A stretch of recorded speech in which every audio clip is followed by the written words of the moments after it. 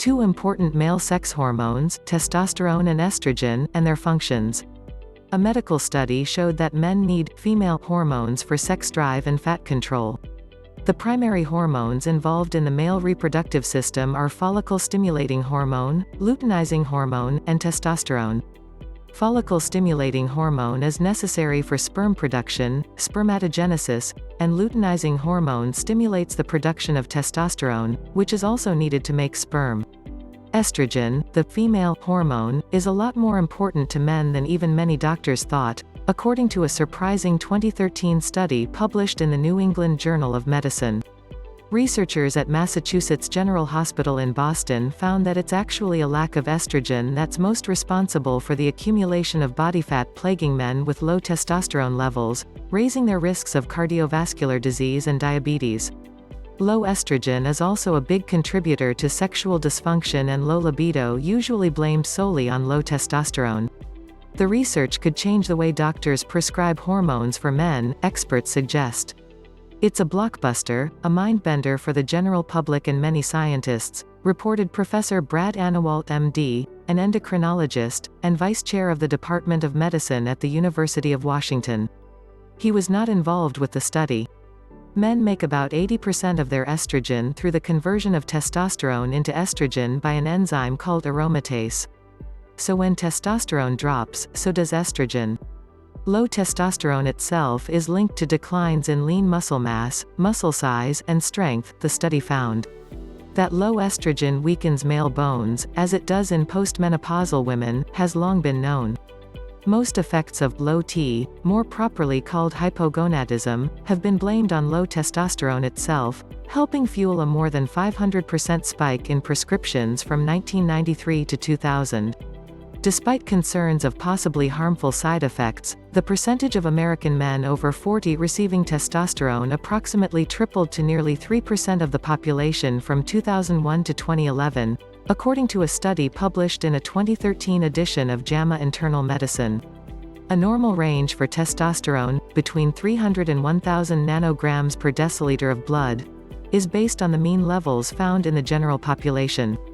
The study revealed that a healthy range should really depend upon the individual body tissue or system. It's not one size fits all.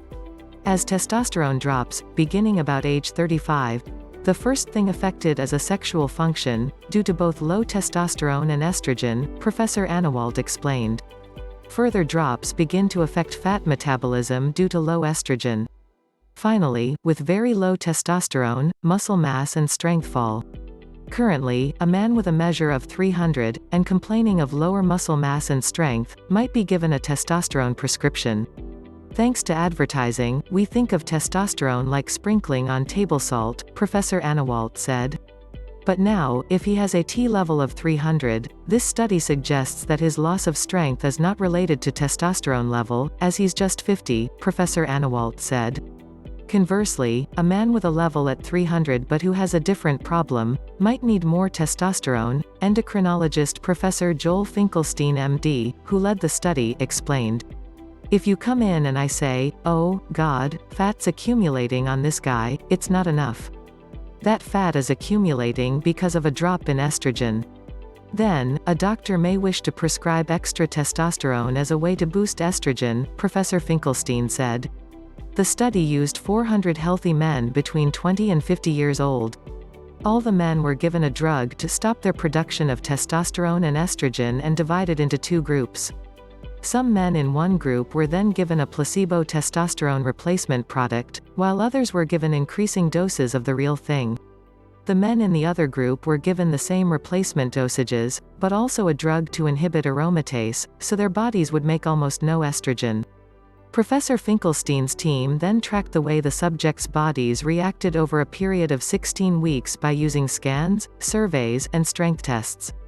The men who received replacement doses of testosterone, but whose estrogen production was blocked, showed significant increases in 3 key body fat measures as well as erectile dysfunction and low sexual desire. When you lose estrogen, it's all bad, Professor Finkelstein said. With estrogen loss, you get fat accumulation, loss of libido, bone loss. Because those effects are related to osteoporosis, diabetes, cardiovascular disease, the billion-dollar question is whether older men should be routinely given testosterone replacement to increase both their T levels and estrogen levels as part of preventive medicine, Professor Finkelstein said. What do we do about men as they age into their 60s, 70s, 80s? Is it helpful or harmful? Both? Neither? We don't know, Professor Finkelstein added. The Mass General researchers plan to repeat the study using groups of older men to find out. Both Professors Finkelstein and Anawalt cited the Women's Health Initiative, a huge study that found unexpected risks with hormone replacement therapy for postmenopausal women, as a cautionary tale. However, Professor Anawalt suggested doctors would be hard-pressed to prove prescribing testosterone for most older men at a dosage enough to raise it above normal is risky. If we cannot prove harm, and the potential benefit is sex function, perhaps lower fat accumulation, a number of doctors and patients are going to focus onto that and say it sounds like a good plan, he said. Still, Professor Anawalt added, I predict a number of us would be unsure about it. To find out more about controlling your hormones naturally, yes, even you men, go to www.powerofhormones.store.